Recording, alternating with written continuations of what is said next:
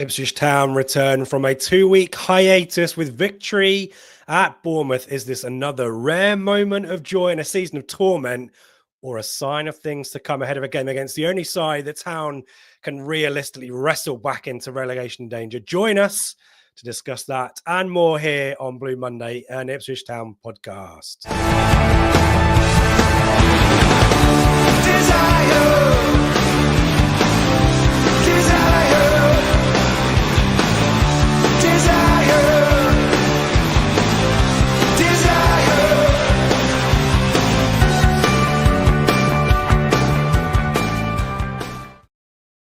It's Thursday night. It's the pre-match show. Seb Brown, we are back in our usual time slot talking about league action.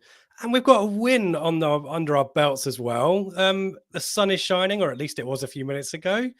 All is good with the world, no? Yeah, very much so. I mean, it feels like ages since we were sat here for the Forest game, and obviously that was a bit of a downer day, and then you go into the international break, and it feels like forever since we've last played a game. And I'll be honest, I wasn't holding out much hope for last night. I kind of, West Ham obviously didn't do us any favours against Wolves. We'll discuss Wolves shortly. And I kind of thought, oh, this could be 12 points when they come to Portman Road. And suddenly in football, things can change very, very quickly. A great performance last night we'll discuss. And renewed optimism going into the final 8 games. Yeah, and tonight's pre-match show is brought to you in association with my favourite quote from Dumb and Dumber, which Mikey recited right at the top of the show after Bournemouth. You can go back and watch our post-match reaction from that game with Mikey and Craig. So you're telling me there's a chance? More of that later, but we need to say hello to the chat. The good numbers here, as always. Hello to George, first up. Essex branch logging on. Evening all to you. Colin there last night with the famous Blue Army. Loud and proud. We definitely heard you guys last night, all night long. Brilliant stuff. Tim is with us from the southwest coast, I should say. Win on Saturday will have me believing miracles are possible. Gary, on a similar vein, the Great Escape is on. Streaky there too last night. Decent, he says. Decent night. Colin will never, ever go up until the points are gone. Anything is possible. Richard, though, probably more of our vibe, Seb. It's the hope that kills you, he says. Good old Ted Lasso quote. Horse Hodderer rightly mentioning Tam fans loud AF on the I nearly said it out loud. Loud AF on the telly. MW, good evening to you. Winning run. Back-to-backs incoming. He says we need to do something we haven't done all season. Do you want to reflect on Bournemouth, Seb? We did mention that Craig and Mikey gave their views last night. Do you want to divulge to our friends watching and listening what I did to make sure that the win happened? Yeah, you did text me saying not all heroes wear capes, because we'd planned to watch the game via a StreamYard link or how this technology stuff works. But because we were 1-0 up at halftime, you couldn't do the first half. Because we were 1-0 up at halftime, you didn't dare jinx it. So presumably you only followed it via Twitter, or you didn't even do that. I completely ignored it, closed the laptop. I did other things so that the win would happen. Didn't you do this during the League One running as well? I'm sure there were a couple of games where you just went out for a walk and didn't follow it. And maybe you should do this more often. Let's start a petition. Who wants to ban Rich from Portman Road for the remaining 4 or 5, whatever it is, games? When I was at Portman Road, when we won all the games in the last 2 years as well, don't forget. But it's the away games where this usually works. But you've got your tickets for Newcastle Everton, yeah? Brilliant. Oh, yeah, don't worry about that. Great. I'll be there. I mean, I was at Wolves, though. How dare you? I was at Wolves. I saw us win at Wolves. But yeah, I closed the laptop. I mean, there's quite a tradition now. I go and I do uncle duties with my 2 nieces who have both got their Town shirts, and both were with me for the Plymouth game a few weeks ago and enjoyed it. And then I follow the game. I don't even follow the game. Laptop shut, and I've done that for Derby away, Bolton away, Peterborough away in the League One season, and I think I might have done it for one more game last season too. So I don't know how you can. I couldn't do that. I'd have to be on my phone on Twitter. It's great. The dopamine when you open up the laptop and realize that we've won 3-0 or something like that in a game where you think could be close, could be tight.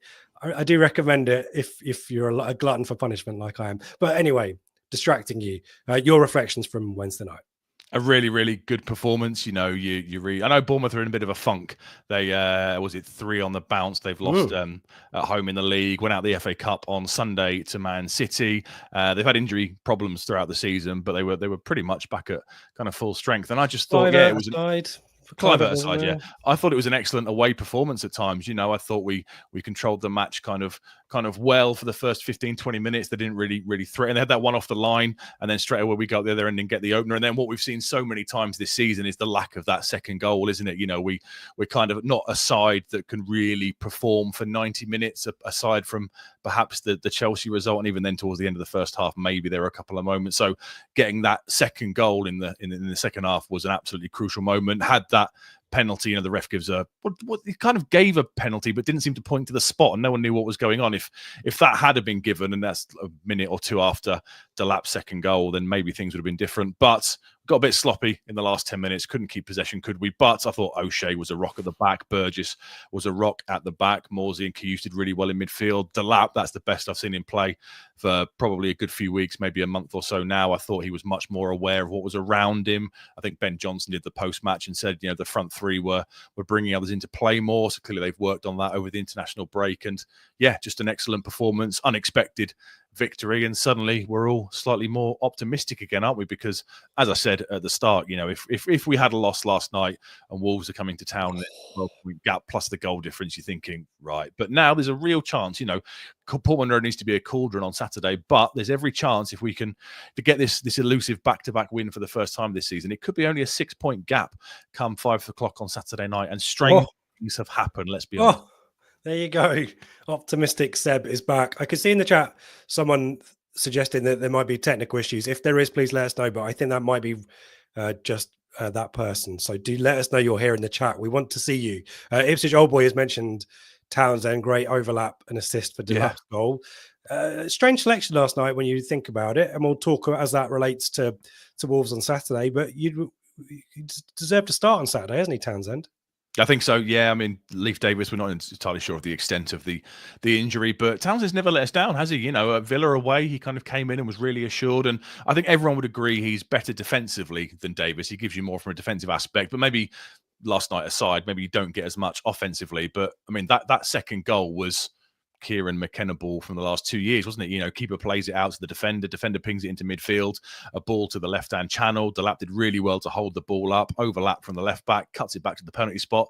Someone slams it home. We've seen that goal. It's normally Connor Chaplin and Larrabt from Streaky, yeah. Normally it's Connor Chaplin and Leif Davis, so it was a different two in Townsend and Delap, but the pattern of play was something that we've seen so many times, and yeah, a really good performance. And I think, we'll do our predicted 11 for Saturday towards the end of the show. But yeah, spoiler alert, I've got Townsend in it. Even if Davis was fit, I think I'd give Connor Townsend another game. Shout out for Palmer and O'Shea from Norman. The universe doesn't care. Mention O'Shea as well. Mentioned he's got a knack of getting into really good positions from attacking set pieces and not getting his header on target, though, hasn't he? So yeah, maybe first goal odds on O'Shea. No, when the fun stops. Stop. Any more for Bournemouth? We'll obviously talk more about that as it relates to Saturday, as we say. But for now, let's move forwards. A few bits and pieces around the weekend. Heads up that we've got, I think we mentioned it last on the flagship. I think it's an exclusive interview. We might be one or a couple of different outlets speaking to Dan Palfrey from the ITFC Foundation, ahead of their foundation fixture on Saturday, which is the Wolves game, all the fundraising and all the outreach and community work that, so proud to see that the community, the foundation is putting back into the community, having been disbanded a few years ago. So Dan talks us all through that. That will go out tomorrow morning, Friday morning, as an accompaniment for this podcast. So look out for that. And ITFC Women, Seb, great. Last weekend, Gwali, a really hard-fought game, got the win. As sponsored by Blue Monday, we were the match sponsor, and it's starting to look good. Do you want to swap places and you can interview me about the last few weeks? Yeah, let's go back a couple of weeks. So 2 weeks ago, we sat in this position and we were doing the Plymouth preview for the Portman Road game. Let's talk me through that one first of all. So how did that one go 2 weeks ago? Again, but both games very similar in that Tan had to dig in a little bit. Probably could have added more goals to the scoreline, but a bit of iffy finishing here and there, but got the job done. And at this point in the season, as we know, it's not necessarily about the performances or dominating. It's getting the goals and grinding out the victories, which is what they've done in the last 2 weeks.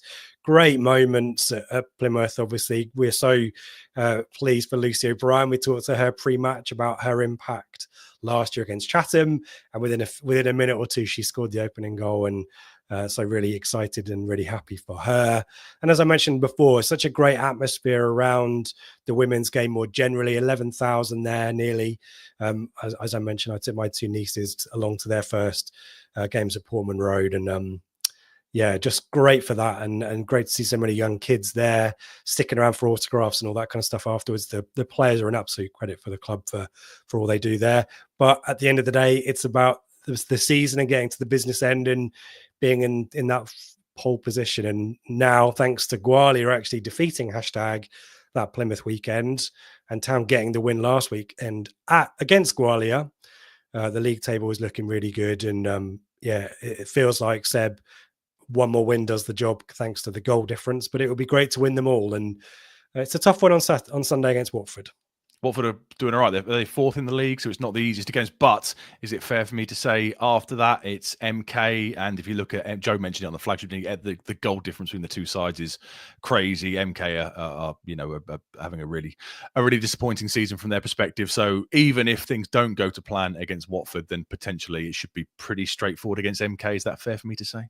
Yeah, I mean, you never want to count any chickens and all that stuff, but MK have not won a game all season, and unfortunately for them, budget cuts, I think it is, and are in a real state of transition. And it's a really young team. All of their experienced players left in the summer, so they were always up against it. And so, yeah, you'd expect maybe even Town to turn up and do a professional job there, and that should all but seal it. And as you've kind of mentioned in the script here, it's a weird situation around hashtag and their management duo, isn't there?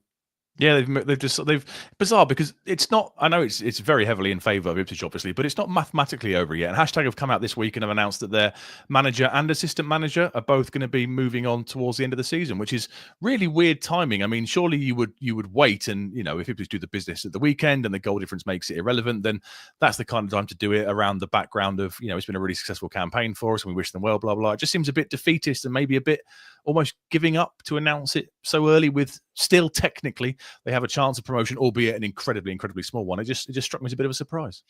Yeah, I agree. The optics are a bit strange with that one. It might be that there's maybe not happy scenes going on behind the scenes. I've got to get my words right there, but you know what I mean. Not a happy home life. Not a happy home life, and it might be that the club obviously are posturing there a little bit to try and encourage some good appointments or some good applications for the role which they're advertising now. But yeah, you're right. It does seem strange to it whilst it isn't done and dusted. I know it's looking more and more positive for Town. But yeah, if the shoe was on the other foot, I think I'd be a little bit disenfranchised by that situation. So yeah, look, hashtag have got some really tough games coming up. They don't play this weekend. Town do the catch up away at Watford, and then it's as you were for the final two games of the season. The last game of the season is the Sunday after the Newcastle game. So I would definitely encourage you, if you are thinking of getting to your first game, you massive glory hunters, for the Cheltenham game at Felixstowe. That's a joke. Before anyone puts anything in the comments, buy your tickets in advance, because I think that might be a popular one if it goes the way we hope. So yeah. Exciting times for the women's team. We wish them all the very best. At Watford, I will be there at Wheelstones Ground, Grosvenor Vale. So get tickets in advance, all that fun stuff. And if you're there, come and say hello. I might have a Blue Monday badge in my pocket. More about that later on. Let's switch it back, Seb, because it's discombobulating for folk in the chat. And let's talk about Wolves on Saturday. I have a theory for you that we've energized their season by beating them in December. Immediately, Gary O'Neill is dispensed with. Vitor Pereira comes in. You'll give us the lowdown on him. But they then go on to beat Leicester and Man United and draw at Spurs. Had a bit of a grim January and then back on a run again. And therefore, I put it to you that Wolves fans owe us a debt of gratitude for beating them in December. What say you to that theory? Well, it's certainly a theory. I think we sat here in December, didn't we? And we kind of were surprised that Gary O'Neill was still going to be in charge for our game. They were on an awful run of form. They were below us in the table. Were they on 9 points, was it, or something, or 8 points maybe, going into that kind of mid-December tie? And we were very surprised he was still in post. They didn't sack him immediately, did they? Was it the next day? Was it the Sunday? Hours? They got rid of him. Yeah, I think so. We all kind of expected a corner flag picture at some point from the Wolves admin on Twitter that evening, but nothing happened because they had the mass brawl, didn't they, at the full-time whistle? And perhaps you're right. Yeah, look, I mean, they lost to us. The circumstances of the loss, we sat there and said they were crap from set pieces, and they end up losing that game to a relegation rival in the 95th minute from a set piece. Then you have the huge scenes in the away, and then you have the huge meltdown at full-time. He made some really weird comments as well, if I remember rightly, after the game, saying about how the players needed him or something. And yeah, clearly the tipping point was reached. I thought the atmosphere in Molineux that day was pretty toxic. There were chants from all around the ground for the director of football to move on, for the ownership to kind of move on. So, yes, they have been energized since that defeat. It looks like they've made a really smart managerial appointment, probably not one that a lot of people would have kind of recognized or had on any kind of short list. And he's done the business for them, hasn't he? And it kind of shows how awful that first half of the season was when you consider what Vitor Pereira has done since he came in. The lowdown is they're 17th in the table. Everyone knows they're one place above us with 29 points. Played 30, won 8, drawn 5, lost 17. They are 9 points clear of us. A better goal difference of 16. They're actually the highest overachievers in the league for XG versus actual. So that's what happens when you score goals direct from corners against Man United, isn't it? Probably so, yeah, very much so. But they're in a decent run of form coming into the game. The last 5 overall has bred 3 wins: West Ham, Southampton, and Bournemouth. 1 draw, Everton, and 1 defeat, Fulham. And I found this stat. I think it's true. I didn't have time to double check it. But apparently, since the start of February, only Liverpool with 17 and Arsenal with 14 have taken more points than Wolves, who have 13 since the start of February. So they are coming into it on a half-decent run of form. And this is obviously without their major key talent, who are Matthias Cunha, as I said a few weeks ago, who is serving the last match of his extra tagged on ban. He's had a 4-game ban for his third red card of the season or something. Yeah, without their best player. So yeah, the managerial change has done them the world of good. They've pulled away. It shows what a S show they were for the first half of the season. But as we've said so far in the first 17 minutes tonight, if we can close that gap to 6 points, you never ever know. Yeah, Neil's come back in. Evening, Neil. Great escape is on, he's asked. There you go. More on that later on, maybe. Away form, Seb, that's kind of the dimension for us this weekend. It's there, isn't it? For a team that's, let's be honest, they are the worst of the rest of the Premier League, aren't they? So they're still better than the bottom 3, but not great, is it? No, 17th in the table with 15 points in the away rankings. Played 15, only won 4 away from Molineux, drawn 3, lost 8, scored 22 goals on the road, conceded 31. So they are averaging over 2 goals conceded per game in the away matches. The last 5 away have had 2 wins. Southampton, everybody beats Southampton, and Bournemouth, but that's easy these days, isn't it? 3 defeats: Liverpool, Chelsea, and Newcastle.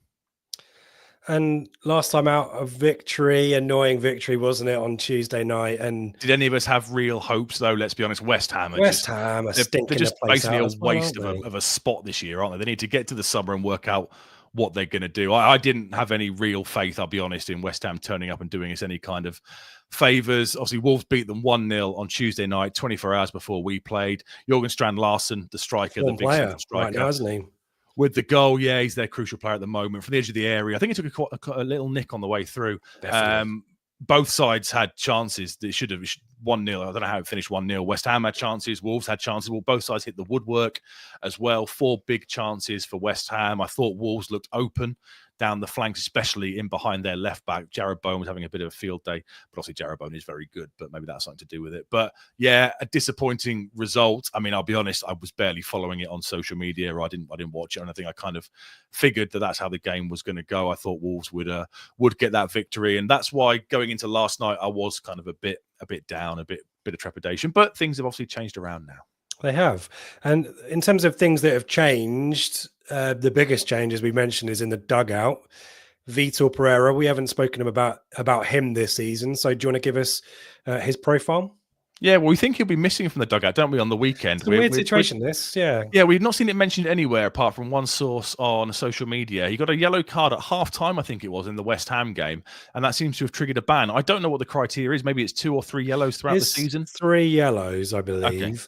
And I think he definitely got one against Villa, but we haven't figured out, and if you're a Wolves fan or if you're I don't know, member of the PGMOL or whatever it is, and you want to confirm the situation, because no official outlet has said have confirmed this, but there must have been another booking picked up somewhere, because, as I said, this journalist has reported it. So we think Pereira and his assistant will be missing from the dugout, and it feels like they're quite influential, so that, along with Cunha, only helps us. Yeah, I'd say they're emotional on the touchlines. There's lots of kind of gesticulating and kind of being outside your technical area, you know, very animated on the sideline. So if they are missing it, it will be a boost. They paid 800 grand for compensation for him from Al Shabaab in the Middle East. At the time, as we said, they were 19th. They were 5 points adrift of Leicester, who were in 17th at the time. As you mentioned, beat Leicester straight away 3-0, beat Man United, then drew with Spurs, and sort of kicked on from there. He's taken 20 points from the 15 games he's had in charge. I think he won an FA Cup game in there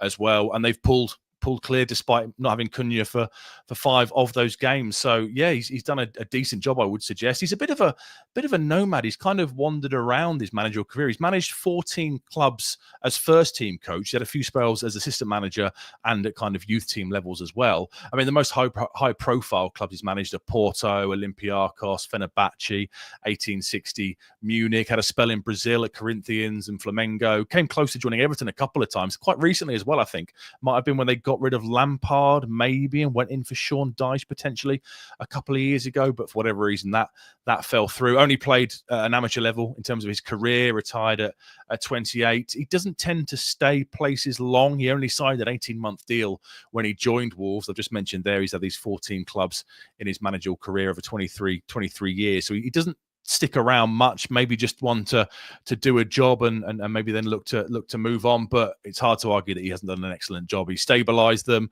The fan base seemed to like him. Getting Cunha to stay in the January window was by far the best bit of business they could possibly have done. And it might be that, you know, if Cunha inevitably leaves in the summer, they might well think, right, well, we'll give Pereira a bit of money because he can maybe stabilize us for another year and then look to push on again. Yeah, and another thing I've heard I've read from Wolves blogs and that kind of stuff is that it's quite unprofessional behind the scenes, or it felt like, you know, we've seen Cunha's outbursts against us, but I think there was quite a lot of egos and quite a lot of posturing and maybe some acrimony behind the scenes. And I think he's settled the dressing room down too, and that's borne out with the results, isn't it? You don't win matches with a fractured dressing room, and that was maybe a factor that was holding Gary O'Neill's team back. We don't know. We're speculating there. But yeah, an experienced head. And it's kind of the polar opposite situation with Southampton's recruitment as well for the new manager, isn't it? Kind of similar times. And it's just their fortunes have completely diverged, and shows that sometimes you get it right, sometimes you do not. A history, and Leicester as well with Van Nistelrooy, same kind of time as well. All of us would have called that Van. Did anyone out there? Let me know in the chat if I'm totally off base with this one. I can't imagine anyone thought Van Nistelrooy was going to walk in there and make a difference at Leicester. It felt like a huge gamble. Am I wrong? What's your thought? No, I agree with you. I mean, even his record at United, didn't they beat like Barnsley as one of his games or something? And I think there was a European gimme game in there. So to suggest that he was, you know, did really well in his caretaker spell at United, I would suggest was maybe a bit generous. And, you know, a top player who'd won, you know, played for Real Madrid, played for Man United, had no real experience of relegation battles, did we? I think you'd bob on, to be fair, with that call. Yeah. Let's go history next. I messaged you earlier in the day and sort of suggested that I haven't got a huge amount of recollection of good times at Portman Road over Wolves, but actually the head-to-head record's pretty decent. It might be that I'm skewed by some grim times in the noughties, maybe. And we obviously didn't play a huge amount against them early 90s. I remember an FA Cup replay drew at Molineux, and then they beat us at home 93, 94 it would have been. But yeah, head record, not so bad. We shade it just, 33 wins for Town, 25 draws between the two, and 29 wins for Wolves. The last meeting at Portman Road was the start of last season, September 2023 in the League Cup. We ran out 3-2 winners, having been 2-0 down. Didn't Jack Taylor score an absolute thunderburst? Yeah, from proper range, wasn't it? The last league game at Portman Road, 1-0 defeat for Wolves in January 2018. That was the year they kind of marched towards the the promotion title under Nuno Espirito Santo following the takeover the following summer. The last town win against them at Portman Road was a 2-1 victory in November 2014. It was a Tuesday night game. Daryl Murphy scored twice in the playoff campaign, and it's that time of the week again, folks. Now, I'm not going to let you do the playoff side because Neil's called it lineup quiz ? You can't do the playoff side because it's basically the side that went the majority of that season. So I probably wouldn't go for the 2023 side because it's too recent. So let's see how good you are at the 2017-2018 side. So this is the last 6 months of mix reign. It's a January game, so I think one of these signings may have joined in the January window. Two of them maybe actually have joined in the January window. Go. 4-2-3-1. It looks like I've hidden the chat for now, but I'm going to lean on it. I'm going to do some usual suspects. Yeah, go on. Bart in goal. Yes, tick. Knudsen left back. Yes. Chambers, Berra, Smith. Berra's gone at that point. So Smith. Is he gone? And Smith has gone as well, has he? I think Smith went that window. Whether or not he'd left at this stage, I think he might have done because I think we've signed his replacement here. So yes, Knudsen left back, Chambers centre back, Bart in goal. So you need the right back and the other centre half. Spence or Orfer? Spence, yep. Yeah. Am I missing another centre back? You are. Signed him from Spurs on loan, I think. I think he's at Celtic at the minute, doing quite well. Oh, Cameron Carter-Vickers. Cameron Carter. Hey. Two central midfielders. Cole Scouse is not one of them. Oh, is Jonathan Douglas gone by then, isn't he? Yeah, he's gone. Yeah. Blimey. Both loan players. Oh no, that's not helping me at all. I'm gonna have to lean into the chat. Help me out. Do the easy bit. Do the offensive options. You'll get these. Well, I've just seen this from Neil. He's put Pittman in there. No, he's gone. I don't think he's gone. Yeah, he's gone. Waghorn and Garner. Yeah, Garner's the striker. Waghorn looks like he was playing on the left, so you need the right-sided and the number 10. The number 10 scored last night for Notts County. Oh, McGoldrick. Great goal, wasn't it? It was, yeah. Still got it. Worldy. It's not Sears on the other flank. It's played for us recently in League One. Played for us recently in League One. Danny Rowe? No, Bersant Selena. Oh, okay, fine. And then the two central midfielders, I don't think you'll get either. One was on loan from Everton. You joined us as a right back and we repurposed him as a central midfielder. No, you did it. I'm sure you do this every time. Connolly. That's the one. And the other one, I don't think you'll get. I'd be surprised. On loan from Birmingham? I don't know where he came on loan. Lorraine and Door? No, that's when Mick took over. Okay. Way out. Stephen Gleeson. Oh, he's the last person to score in that season, by the way. We beat Birmingham. Do you remember? This was this running thing with Statman. We hadn't won a game, I think, or scored 3 goals in a home game all season. I think until the last game of the season where we beat Birmingham. And it might have been Nick Gleeson. I might have got that wrong. I think that's the year before because this is the year he leaves, isn't it? This is, I think it's the year before. Yeah. Classic, vintage. Well, I'm wearing the kind of pinstripe shirt from the 07-08 season because I think it was a good chunky 3-0 win at the start of that season. And I was hoping you'd ask me about that one because that's more memorable. Neil as soon as you texted that to me earlier, I took it off my list. I was going to give you, there's one about 2003. I think we lose 4-2 at Portman Road. Matt Holland scored a free kick from range. Yeah, I remember that one. I thought you might get that one as well. So, yeah, that was quite a fun one. And Neil's a bit frustrated. I bloody knew him, bloody Gleeson, he says. Yeah, tell me about it. David W., a great Dimensionist. I don't know, David. I think there's some emotion in these memories, and I've jettisoned a lot of these eras to the back of my mind, like Capello's England. Just don't want to think about it anymore. But yeah, that 0203. I mean, I've had a lot of crappy visits to Molineux living in the Midlands over the years, but I don't recall too many good ones. Jono scored a 3-0 98, I think. I want to say that. So standard. There you go. Any Wolves memories? Stick them in the chat. We'll put some on the screen. And I very much enjoyed that cup win last season, and from 2-0 down to 3-2, and a worldie from Taylor to win it. Could do with that on Saturday. January business, Seb, a bit of money spent in the window, wasn't there, in Jan? Yeah, they've backed him. They've gone out and certainly led him to Spain. They went and raided Reims in France. They got Emmanuel Agbadou, a huge centre-half who has slotted into the middle of their back three. He was 17 million quid. They've gone and signed Marshall Muenzi, I'm going to say, who's kind of a box-to-box midfielder, but has been repurposed as a number 10. In the absence of Matthias Cunha. He was 15 million quid. So they have spent a little bit of money in the window. That weird thing with Mario Lamina, the captain, who kind of came out in the last days of the window, wasn't it? Said he wanted to leave and then this is what I mean about the behind the scenes, the dressing room was a little bit fractured. he went to Galatasaray for 2 million quid, which would suggest they wanted to shift him very, very quickly. So it would suggest, as you said, not a happy home life. But as I said, the best deal they did in January was keeping Cunha, wasn't it? Let's be honest. He signed that new contract. We were praying all month. I think Arsenal were linked with him and a few other clubs maybe. And we thought, excellent, he'll finally move on, and he's so key for them. But he signed that new deal. Clearly, there's some sort of get-out clause. I think he's come out in the last week or so, hasn't he, on international duty, said he's ready to move on, but he didn't feel it would be right to do it in January. So that's by far the best ever business they could have possibly done in that window. Evening to George. Wolves was the first match I ever went to about 1974. Lord alone knows who they were playing or what the score was, but nevertheless, we all remember our first, don't we, George? So great memories there. And I was going to say, if Emmanuel Agadou doesn't have the chant that I think he should have, then the Wolves fans have massively failed here. If Ben was here, he'd be singing it, and you've all got it in your heads now. 2, should we go get the tactical pad out, the Monday Night Football, and see how they... Yeah, bring it up and we'll have a look at it all. So they line up with a 3 at the back system. Now, he's kind of been religiously using this. Gary O'Neill, in the last few days of his reign, did flip between a back 3 and a back 4, but Pereira has kind of religiously stuck by it. So it's a 3-4-2-1 formation, 2 narrow number 10s, as opposed to the wide players. I think we've said it before, very similar to the formation when Kieran McKenna first took over at Town. You have João Gomez, who just signed a new deal, and Andre, 2 Brazilians in midfield who kind of provide work rate and industry. Semedo is the right wing back who's very quick. Aït-Nouri provides talent from the left. And as we mentioned earlier, Strand Larsen is the focal point up front. If we do our normal thing and we flick it to the player touches, you'll see things don't really change that much. It's still got the kind of obvious, obvious back 3, but they kind of do congest the center of the pitch.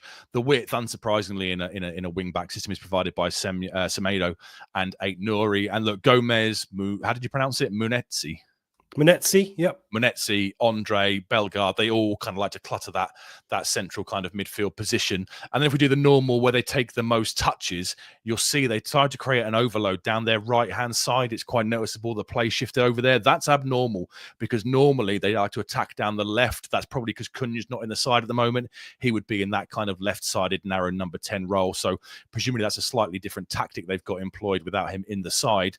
And Pereira's been quite kind of open about liking a full back in his back 3. So Doherty, Matt Doherty, the guy that scored the opening goal at Molineux back in December, he's the right-sided player, a bit like kind of what Axel Tuanzebe does for us, what Jano Donassian does for us. Pereira's come out and said that he thinks that full-backs are better receiving the ball and can look to advance quicker up the pitch, and that's why he likes to have a full-back as one of those kind of back 3. So, yeah, they kind of leave Agbadou towards the back as your insurance policy. Him and Totti are absolute mountains out the back there, so that's your... they don't kind of press high like Bournemouth we saw last night, for example. And, we'll cut the centre of the pitch and use the fullbacks to provide the width. And Semedo's rapid, and I like the look of Gomez as well. Very good feet. So lots of threats there, lots of attacking options. Any bits and pieces of stats that you want to draw to our attention? They're more towards the patient side of build-up play. The pressing intensity has improved since Pereira took over, but it still ranks fairly low overall. They are the second highest for fouls per match in the league with an average of 13. So expect a few kind of professional fouls and S-housery, pulling people back, etc. They've scored 8 goals on the counter, which is the 3rd highest in the league. And when you see that graphic, the cluttered central midfield does tell me a side that likes to win the ball in the centre and look to release players out wide very, very quickly. A lot of the stats, I'll be honest, mirror their league position. They're 17th for big chance creation. They're 17th for touches in the opposition box. They are still crap from defensive set pieces. We highlighted this before the game back in December. 17 goals conceded from set pieces this season is still the worst in the league. They love giving away a penalty. 6 penalties conceded is the 2nd highest in the league as well. So a lot of these numbers are where you'd expect them to be. The key shout-outs are they can be dangerous on the break. They're crap at defending set pieces, and they can be a little bit rash and give away set pieces. I think we will find space in behind the left wing back, Aït-Nouri. He likes to push forward and get involved in the play. That's where I think we will get the most joy at the weekend. That move for the second goal on against Bournemouth gives me some hope of those patterns maybe being developed to get in behind there, so you can keep fingers crossed for that one. And maybe Darrow Shea, it's time to win a header and get it on target from a corner, mate. in terms of key players, we've kind of talked through most of these guys, but Strand Larsen had a big opportunity, didn't he, to I think to equalise or maybe even put Wolves in front when we after played Cunha them. equalised. Yeah, he slid in, didn't he, and put it just wide. I think he's got 10 goals. The goal against West Ham on Tuesday night 2 was in the his last 10th. 3 though. Yeah, 10th of the season. I think he broke his hand on international duty or broke a finger. So I was kind of hopeful he might be ruled out, but he's back and fit. 6'3", so he will provide a bit of a handful from a physical kind of point of view. I've mentioned Ait Nouri, the other guy that had a meltdown at full time in the full time game at Molineux. 5 assists and 3 goals so far this season. Semedo, the right wing back, 4 assists and is very, very quick. I've mentioned how big the defenders are. Agbadou, 6'3", Totti Gomez, 6'2", so Liam Delap's going to have his hands full and a good old-fashioned battle with them. Central midfield, I would describe as battling, hard-working in João Gomez and Andre. And Jose Sarr is the keeper. Obviously, they had the thing. Do you remember when he was arguing? They had Sam Johnson, they signed in the summer from Palace, was awful for the first few games of the season. Sarr came back in, made a few mistakes, arguing with the fans at half-time, etc. He's the kind of the established keeper these days. Only 6 clean sheets so far this season, -6 in the goals prevented stats, and has a record of conceding pretty much as bob on 2 goals per game. Wow. Absences we've discussed. Cunha is his last game of his ban, 13 goals and 4 assists, so he's a big miss for them. Craig Dawson has been told by Pereira he's not part of his plans moving forward and hasn't featured since I think it's February time or so. He's old now, yeah, so not that much of a surprise. And centre-back Yerson Mosquera, and I think he's a striker, Sasa Kladic, are both out long-term. Kladic, yeah, I think Kladic is pretty decent actually. Central midfielder, I think. And no, he's an attacker. No, he's an attacker. Yeah. And Mosquera, Bishop Muzaweru. Good referee Peter Banks, first down game of the season. That's a deep cut for you fans of The Office. He was a referee for the Brighton FA Cup tie on the weekend. Some really weird calls in there, which definitely split the Telegram group. So if you want to weigh in whether that was it Matoma sliding in and catching Anderson's foot, was it? Yeah. I thought that was a penalty. Referee thought it was, and VAR overturned it. His first town game of the season, so what will be there. Let's hope it's a better game than that game, because that's one of the worst games I think I've ever seen. Well, yeah, indeed. Good stuff. If you've got any thoughts about Wolves, get them in the chat now, because we will be talking about Ipswich Town when we return, and how Kieran McKenna will face up against Wolves. Blue Monday is proudly brought to you in partnership with our friends at Atwell Solicitors, your ideal legal partner for work on property or business law. Their client care has repeatedly been recognised as outstanding, and they are people-focused with a plain English approach which sets them apart. They have offices in Ipswich, Colchester and London, and to find out more, head to atwells.com. Thank you to Atwells for their continued support this season, and our friends at One Stop Badges too. There's a 10% promo to get yourself some badges or other merchandise for your brand. There it is, Seb modeling it there. Another batch of badges has literally just arrived on my doorstep today. They will be circulated across the team. There was some bitching and moaning by Craig and Mikey last night. Oh, we don't get the badges. You've got to turn up for the pre-match, guys. You've got to turn up, and then you get the badges, as everyone here knows. But yeah, we've got plenty more where those come from. So if you haven't got one yet, do come and find us on Saturday. As always, plenty of content coming your way this week. We've kind of gone from nothing in the last 2 weeks to basically a show every day this week almost. So you could check back on the Bournemouth post-match. We mentioned the Dan Palfrey ITFC Foundation special tomorrow morning. You can listen to this pre-match show as many times as you like and give it a thumbs up and a 5-star rating on your podcast app of choice. We appreciate that very much. And the Flagship Show back on Sunday night, 8 p.m. live, to talk about Wolves after the fact. Other bits and pieces, Telegram, there, 365 24/7. Thank you to Call Me Ted for their latest prints. For the matches, you can go to their website, callmeted.co.uk, to order yours. And I think, Seb, that's all we've got for now. There's always merch. There's always other things going on. Blue Monday, ITFC.co.uk, our website. Everything you need is there. Now, Seb, I would not be changing much from Wednesday night. What say you? Yeah, I agree with that. I guess we don't. The caveats are, so we're recording this on Thursday night. I think all McKenna said in the post match was that Amari Hutchinson is a hamstring. Is that correct? We think. Obviously, it was okay for England and suggests he's done something in training since returning. And Leif Davis's seemed to be quite kind of. Did he say it was a strange one or a weird injury? So I'm kind of assuming they won't feature. As I said already, I think Connor Townsend deserves to start again. Personally, I've got no issue with that. Semedo is quick down Wolves' right-hand side, so I've got no real issue with Connor Townsend maybe adding that extra bit of defensive nous. And then, yeah, if Amari Hutchinson is out, then I guess it's really just a toss-up between Ben Johnson, who doesn't tend to play many at Portman Road in that wide right role, or do you bring back Jaden Philogene? Probably the only one that could do it. I mean, if you look throughout the side, the back four, I wouldn't be changing. Obviously, Palmer, you're not going to change. The back four, I wouldn't change. Can Kayust play twice in quick succession? Maybe not. I'd probably get Calvin Phillips back in there somewhere if I could, because I do think we are a better side when he's in the 11. Apart from that, I wouldn't, like you say, I wouldn't be changing much at all. Let's focus on the right-hand side first of all. So Ben Johnson in a Portman Road game, or would you go more attacking and play Jaden Philogene, assuming Hutchinson is out? There's got to be a point where Ben Johnson starts at home. It's worked away. I don't get why it doesn't work at home. And as I say, once you've got that routine and once you've established a way of playing with that 11, I just don't see why you change it. So that's my thinking there, Seb. Obviously, Broadhead scored, played well by all accounts. So he's got to come in, and Cisse did really well for that goal, that first goal as well.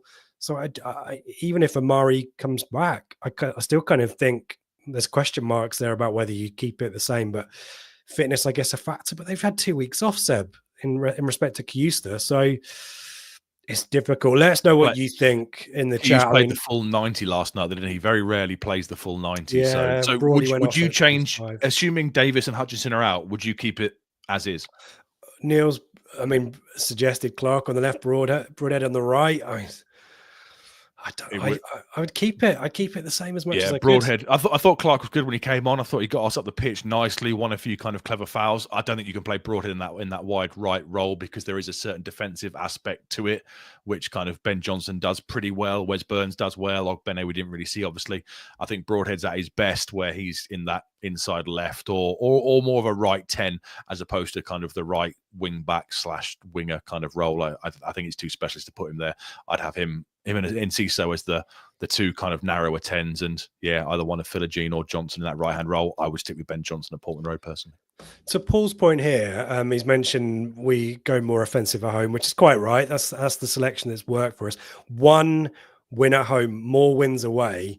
Surely there's a point where common sense suggests that you take the away approach. The home advantage is a thing that has been discussed quite a lot statistically this season. I don't know what it is, but this is one of the worst seasons for home advantage. Maybe it's VAR, who knows? But I just wonder, I would assume that we've worked on a system for the last 2 weeks to bring the best out of who we have. And therefore, I wonder whether this is the time. Paul's probably right. Maybe we revert back to Johnson being back on the bench and Amari off. If it's not Johnson and Amari's not fit, to me, it's Philogene who comes in. I think it's got to be. But to Paul's point and to my hypothesis, Seb, is there not a time for us to recognise our situation and just do stuff that works and ignore the fact it's home and away? Perhaps, the Johnson role has worked. He played that role in definitely at Spurs. Did he start at Molineux? I can't remember if he was in the wide right role at Molineux, but he has featured in these kind of away games where we have a much better record than the home games. There's clearly a reason why. I think Twanzebe, to be fair, makes a big difference, doesn't he? Having Twanzebe back in a right back / right hybrid role last night makes a huge difference to how we play, and it makes a huge difference to the player in front of him as well, because it's probably a much easier gig, certainly, than if you've got like a Ben Godfrey kind of behind you. It's a much easier gig having Twanzebe there because the more advanced right hand player can look to go a little bit further forward with a little bit more freedom because you've basically got that insurance policy behind you. So maybe Twanzebe's absence comes into play with that. But if you've won a game, don't look to change too much personally. What do we know? We're speculating. Give us your thoughts. Would you just one thing for central midfield? Would you keep, if they're good to go, would you keep it Morsey and Kayust, or would you bring Phillips back? I'd bring Phillips back personally.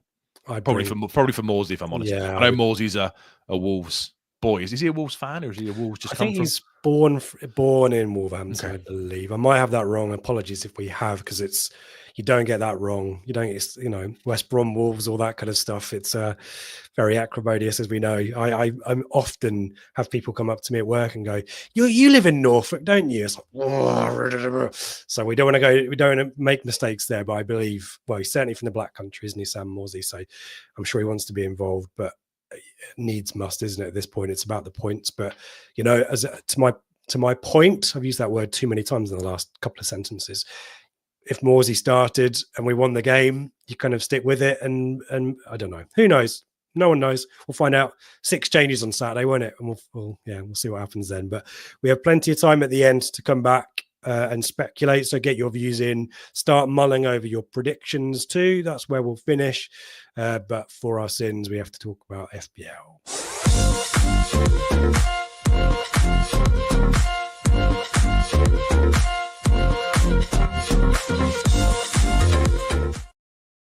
It was a wild card week, wasn't it, for both of us? Week 29, I'm going to say. Week of the cup final, wasn't it, I guess? So we both had to take out all of our Newcastle and Liverpool players to make sure we had a full complement. And am I right in thinking that I might have won this again didn't I win by 1 point 2 weeks on the bounce due to Jaden Philogene being on a football pitch? This is this week in question. Yeah, Jaden Philogene, we both got the same number of points overall for the week, but the ITFC bonus, I only got 2 points for Liam Delap against Forest, and you got an extra 2 points from Liam Delap and Jaden Philogene once again.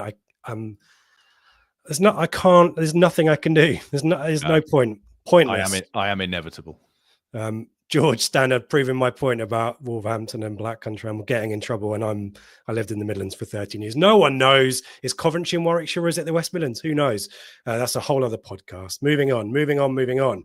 So Seb won the week again. Seb's basically won it.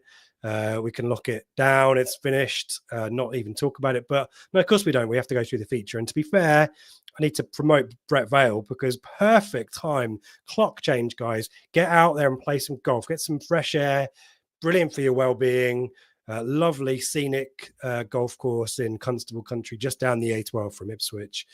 Mention us and all kinds of promotions will come flooding your way, including membership prices frozen at 2024 rates, extended all the way through to March next year. 25 quid on your membership card to be used in the bar or the pro shop if you mention Blue Monday, or the fact that Rich is crap at FPL.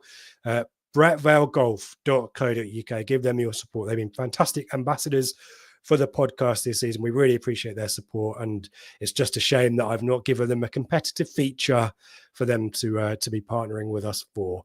Let's have a look at the lineup. Shall I go first? Because I've got to because basically I'm in, you know, I can Hail Mary territory now. I can do whatever I want. I've incurred a 4-point penalty for doing a bonus transfer because I have too many injuries. Seb, Cliver out, Gabriel out, Hutchinson a doubt, Davis a doubt. We need to divulge that we've changed the rules for this week alone, haven't we, as well? Although I think I've kept with it with Amari, so it doesn't matter.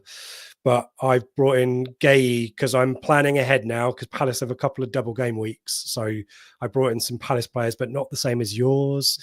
So Gay's cost me 4 points, and I've replaced, I wanted to bring in Anthony Gordon, but he's an injury doubt for Newcastle. So Jacob Murphy has come in for Clivert. Hopefully some assists for him. Rashford scored midweek against Brighton for Villa, so I'm hoping he goes on a bit of a run, but frankly, it's all too little too late. Tell us about your lineup. Why have you got Jacob Murphy as your vice captain? Because I've got no one else that I can think of to give it to. Marcus Rashford, Liam Delap. He's anyone that scores goals. Yeah. I was going to give it to Delap, and then I'd curse him, wouldn't I? So maybe so. I don't know, Seb. You know, by this point, I have no idea what I'm doing. So no, true. Yes. Yeah. We came to an agreement, didn't we? We kind of had a discussion because Davis and Hutchinson are both doubts. They have the yellow exclamation marks next to them. So it was agreed for this week, although you've not stuck to it for some reason. We could. No, I'll bring in Beto maybe if that's all right with you. Once fine. We could adopt we could drop the 2-player representation rule for this week. So my only real change is I have bought back in Ismail Assar. I bought him in for the Palace game, but then didn't play him against him when he scored, if you remember rightly, because I have honour, unlike my host on this show. I bought him back in for Amari Hutchinson. And apart from that, I'll just leave it as it is because I'll be honest, I'm about 300 points clear. And even if I did nothing for the remaining 8 weeks of the season, I'd probably still win the bloody thing. That's true.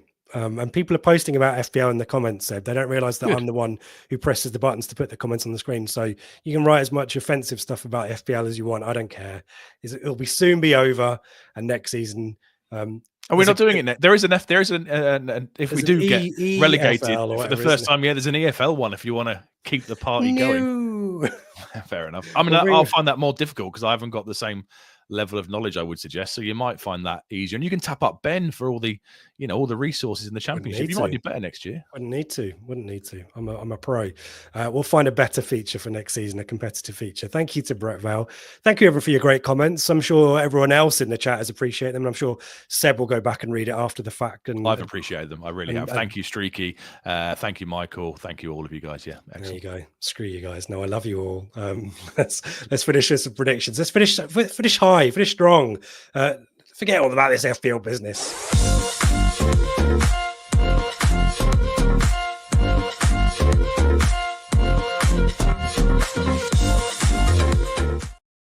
Oh, here you go, Seb. What's the Norman t-shirt? Greenwald? What t-shirt Rich will be wearing? Haven't quite decided yet. Got a few ideas I'm mulling over. So something will happen, and he will have to wear it on the first show of next season. Even if he fires me in the summer and I am not back for season 6 or 7, whatever it'll be for me. Even if someone else is sitting here on the first game of whatever the league we're in next year, he will have to wear the t-shirt. Yeah, and as I said before, do it properly. Let's not crayons and let's get it right. Good. Get your predictions in. Seb and I were discussing this before we went on air, and it's really difficult to know how to position our predictions. I wonder, Seb, whether we don't, and we just let everyone else do the hard work for us. But give us your thoughts. How's it going to go on Saturday? We're going to win back-to-back Premier League games for the first time this season. I think it's going to be a repeat of the scoreline from Wednesday evening. I think we are going to win 2-1. Wolves concede on average 2 goals, over 2 goals a game away from Molineux. We've started to score more in recent weeks, even in the defeats. Away at Man United, got a couple of goals. Away at Fulham, got a couple of goals. Forest, a couple of goals. Last night, a couple of goals.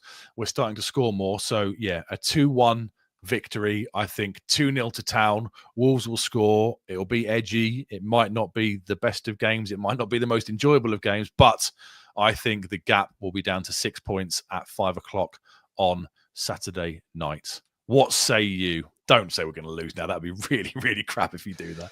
Let's see what the chat has to say. I think we are in danger of massively underestimating Wolves. I think there will be, as soon as this thought came into my head, the thought that then followed was 0-0. I was going to say there will be goals, and so it'll be 0-0. I think. Now I've said that. I can guarantee it won't be 0-0. No, I think, but neither team can defend, can they? So what we need to do is harness the spirit of last year, rain down the chaos hammer, go unpredictable, just go for it. Who knows? And then to our point, you don't play Ben Johnson, then do you, Seb? You bring in as many attacking players as you can and just go crazy. But what do we know? What do we know? Blimey, let's see what the chat. Help us out, chat. Streaky, 3-1 Town, of course. Followed up very swiftly by our mate Tim, going for a 3-1, and he's given us a thumbs up to seal the deal. 2-0, endorsing your 2-1 Town approach, Seb. Michael's given us some working. Love to see this. One of our defenders to get an attacking header on target. 2-0 Town and another cutback goal. Hello to Jeremy. He's going for a scrappy 1-0. Any kind of win. Hey, Jeremy, we'd take it. George going for a 2-1. What the hell? We did it Wednesday. We can do it again. Horseholler has definitely, confirmed it, Seb.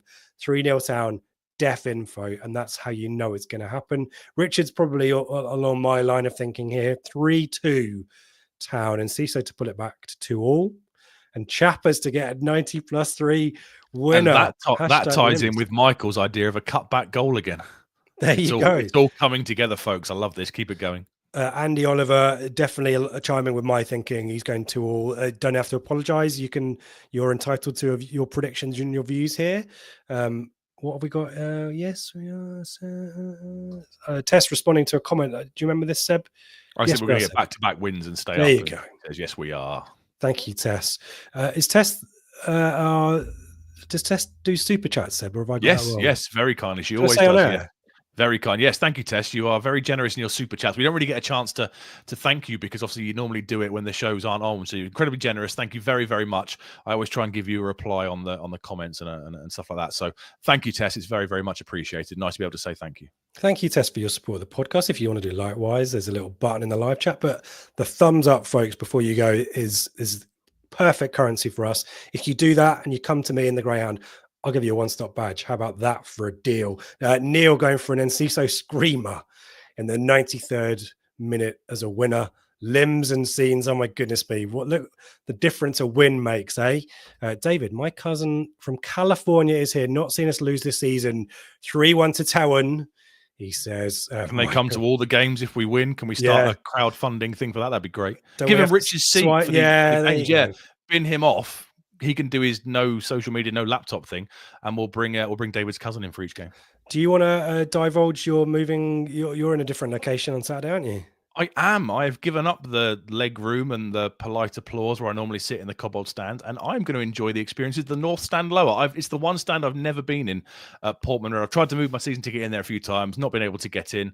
We have a mutual friend who can't attend, so I have loaned my ticket out elsewhere, and I'm going to use his ticket. And yeah, I'm really looking forward to it. I presume it's quite close to you, is it? Literally in touching distance, so I can hug you when we score. Yeah. Excellent. Well, when that 93rd minute winner goes in from Enciso or Limbs, as the comments are suggesting, we shall celebrate wildly. Yeah, I'm really looking forward to it. It's the one stand I've never done, so yeah, looking forward to ticking it off on Saturday. Lovely stuff. We've got the reckless approach is why we haven't won. We've only won one home game all season. Yeah, quite right. Hey, get us back in our box. And Norman, let's finish on this point. Why not? 16-0 to Town brings the goal difference back level. Perfect. Love your thinking, Norman. Brilliant stuff. Thank you, everybody in the chat, for getting involved tonight. Really great conversation, as always. Thank you, Seb, for your insights. What's this one? You can stop Rich from leaving early, Seb. I'll accuse him of many things, but I know he's never left a football game. Yeah, Paul's after something tonight. I thought we were friends, Paul, and you're coming for me, and I'm not. I don't like it. I stay there to the bitter end, win, lose. I've seen it. He does. He's part of the Blue Army chant sometimes in the game. I do look across from my perch in the Cobbold, and I do see him there. I have to give him his dues on that respect. Bless you, Seb. Thank you for having my honor, at least when everything else apart from FPL, Seb's got my back. But yeah, thank you as always for watching, folks. Before you go, do give us a thumbs up, as we say. Do subscribe, 5-star ratings, all that great stuff. It does make a massive difference to us, and does mean the content gets further and wider on the YouTube algorithm and all the stuff that I love and Seb and no one else really understands. Flagship Show back Sunday night live, 8 p.m. Ben, Dave, and Joe to talk about the game and usual stuff next week around Chelsea. It's Chelsea next week, isn't it? I'm a bit the Sunday. Yeah, it's on the Sunday. I'm doing a lovely day trip to London for it. Ooh, lovely stuff. Seb, I'll let you say goodbyes because I'm signing off, aren't I? Yeah, I was going to say, you have to sign off to keep it going. You did it for ITFC Women. They won 3-0, was it, at the Plymouth game? So you have to keep it going. Right, this is it. It's time to do our part. The players have given us a chance after last night's performance. We need to make Portman Road a cauldron, get behind them if things don't go our way early on. Keep with them, and let's try and make sure we can drag them across the line like we did so many times over the last couple of years. This can be a very special place at this time of the year, as we've seen in recent seasons. So it's up to us to do our part and keep it interesting. And I believe the gap will be 6 points at 5 o'clock on Saturday, as long as we help those boys in blue. Take us out, my friend. Thanks, everyone, for watching. What a stirring stuff from Seb. Bring on Saturday. Bring on Wolves. Come on, you Blues.